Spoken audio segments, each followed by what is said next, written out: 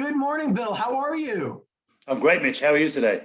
I'm doing great, great. Always looking forward to having this call every Thursday to discuss what's going on with employee retention and employment placement. So something that really excites me. So thank you for taking time out of your busy day.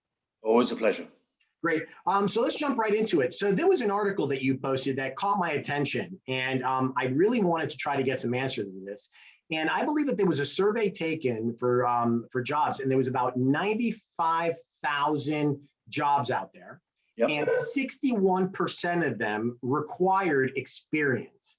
Now, Yep. I know that we made a wager that what would people prefer, experience over attitude, and I concede you won 100%. I believe it was 90% attitude. So I will buy your office lunch, so I definitely will. But with that being said, I believe that we have a crisis in our industry. I believe that we really have a crisis. My question is, Bill, how did we get here? How did we get here? I think perfect storm sometimes is a bit of an oxymoron.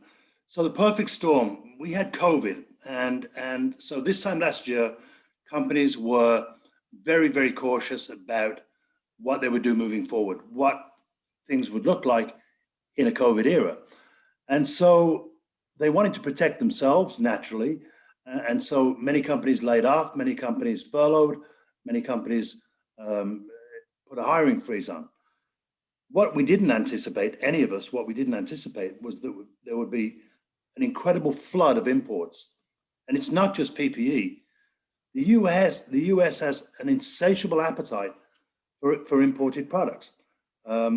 I look back in England, there was a time when we used to be great manufacturers, and England today, Britain today, its two largest exports are insurance and banking services.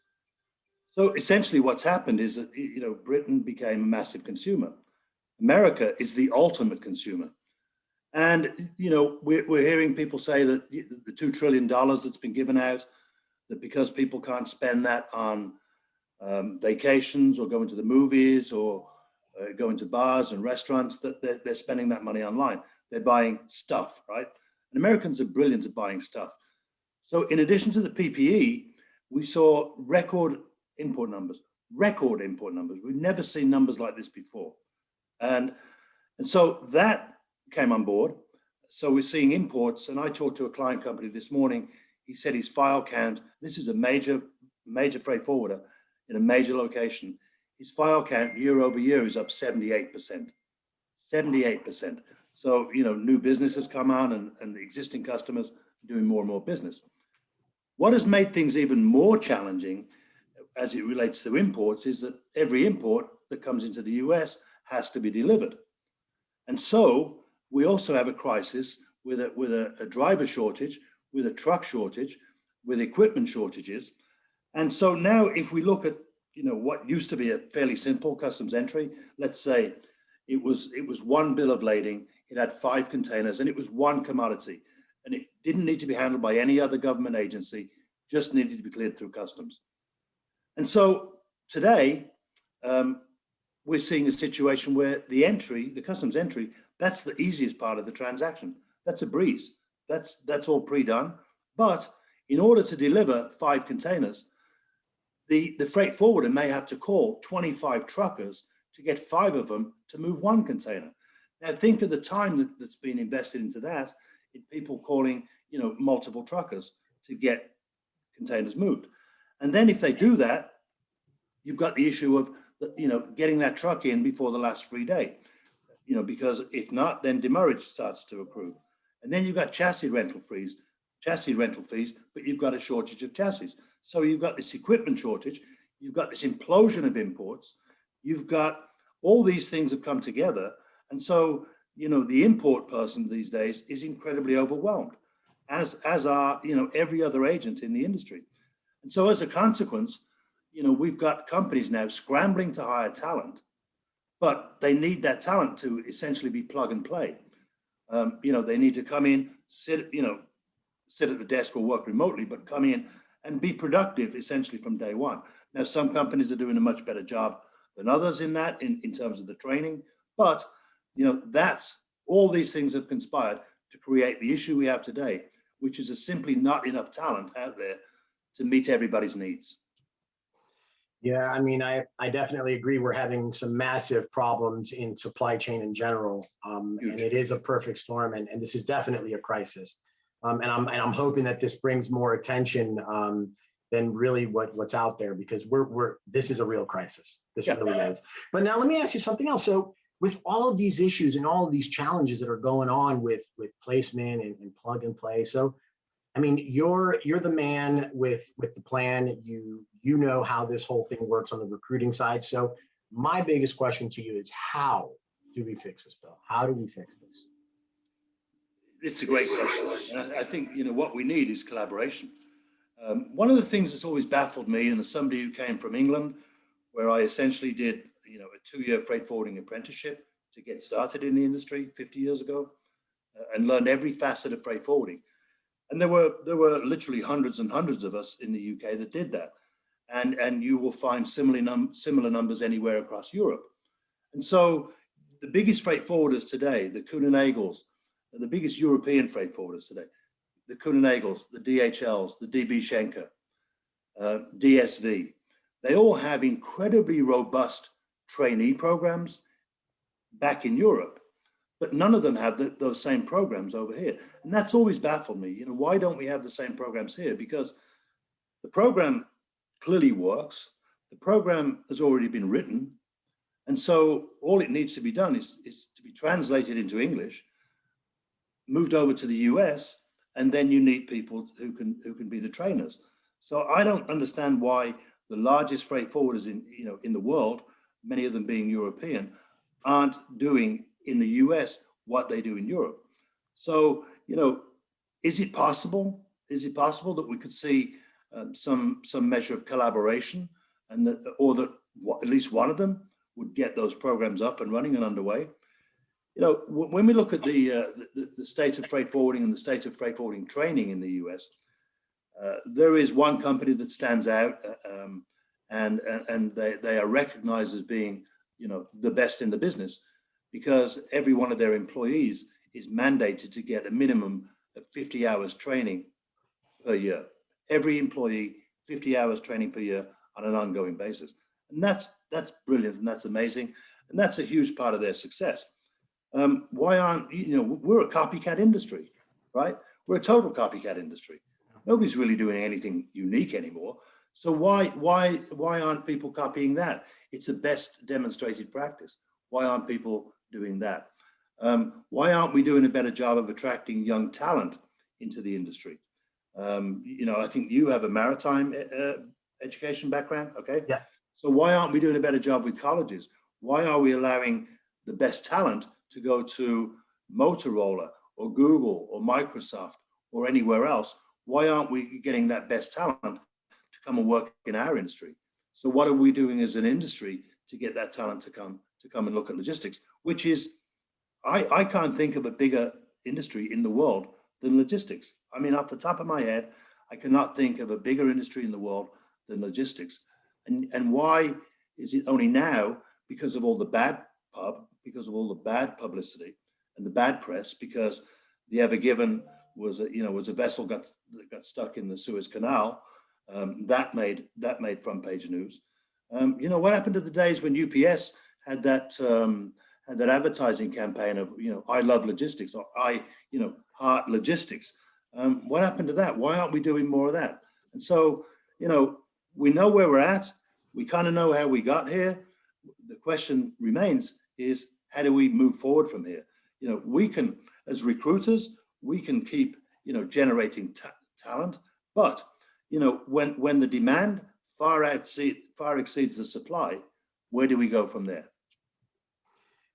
Yeah, so I know it's just such a cluster, and it's frustrating, because there's a lot of people that really are struggling out there. And one thing that you did that we touched base on also in recruiting is a point that I also want to bring in really quickly, and that's where the part where when a recruiter comes and finds a candidate, at what point does that candidate start to lose interest? And when does that prospect where's that disconnect? Because, there is that time when there shows a lot of interest and the candidate is holding tight to that just to find out what was happening. But the process is so long that the candidate tends to drop off and look. Yeah. Is that something that you see also happening? 100%. And so one of the things that we've done is, having had very, very long-term relationships with our client companies, we are often viewed as, consultants. And so, we partner with them to talk about their processes, and we certainly sit down and talk to them about their interview processes. And the great thing is they listen. And so, we've seen now some of our largest clients have really accelerated the interview process. Instead of having 3 interviews, they get, the 3 stakeholders from the company all on one call, and they take care of the interview.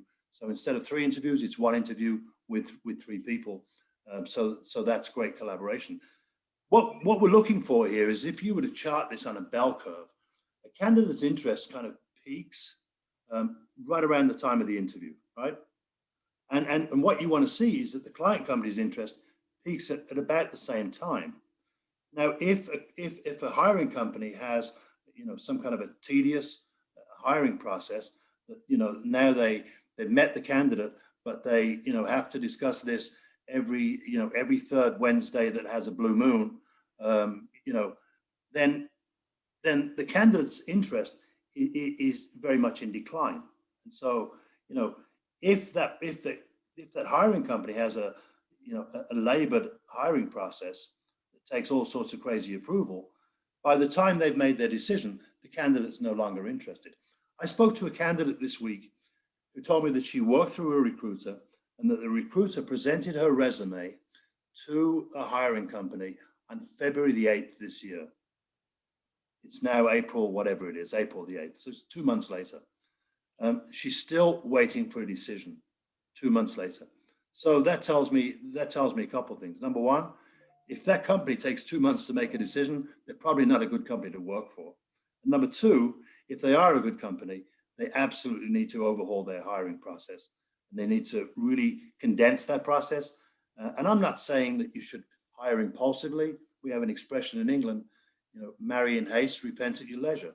I think probably it's kind of the same with hiring in haste, that you may repent at your leisure. But if you have a great process and you can bring the stakeholders together, the decision makers together, then you need to do that, and you need to make your decisions quickly, because talent isn't waiting around anymore.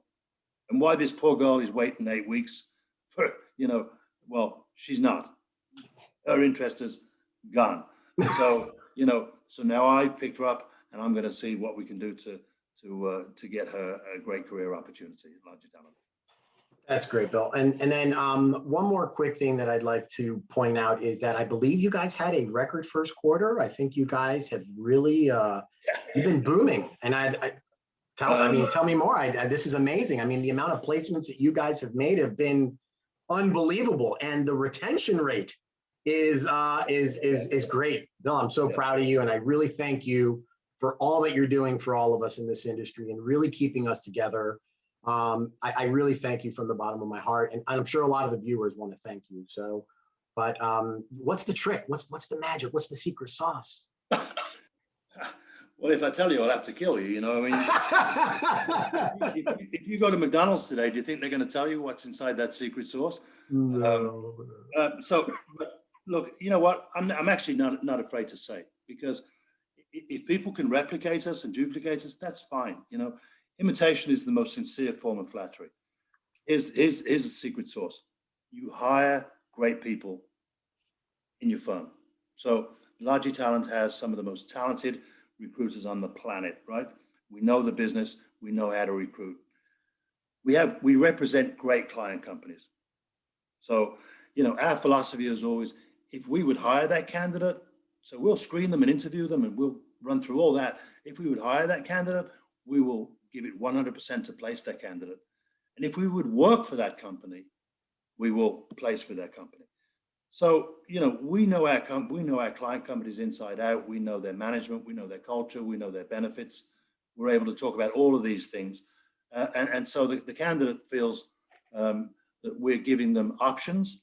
The candidate knows that we know the inside and the inner workings of these companies. And you know, as an organization, we never ghost candidates. You know, so if we engage with the candidate, we keep the candidate informed every step of the way.